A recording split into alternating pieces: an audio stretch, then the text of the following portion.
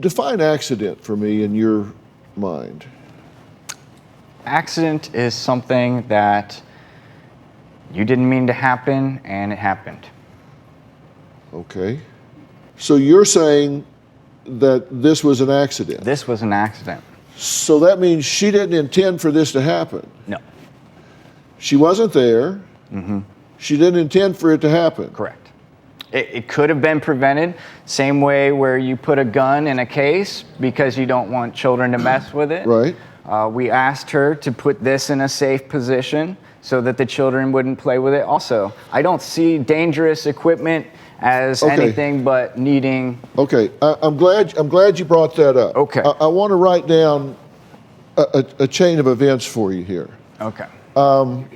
There's something that I refer to as AEF. That's accident enabling factors. Accidents happen, but certain things have to occur for accidents to happen. And you're saying, I warned her in 2013. Correct. You say no, but he says yes. Let's assume he did.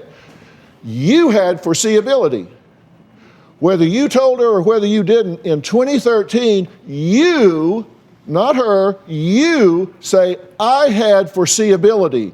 Right. I had the ability to foretell that this was dangerous. I could foresee that this was dangerous. Yeah. Okay? Whose child is it? My child. Okay?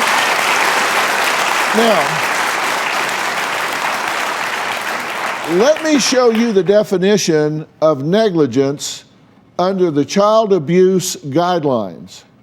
Failing to protect a child in his or her care from inflicted physical, mental, sexual injury caused by the acts of another. Okay? Now, that's one definition. Now, there's another definition that goes on in further detail that says failing to keep a child out of harm's way. You know there's harm, and you fail to take the child out of harm's way. That's negligent. It's your job, not hers. She doesn't have a 2.5-year-old, you do.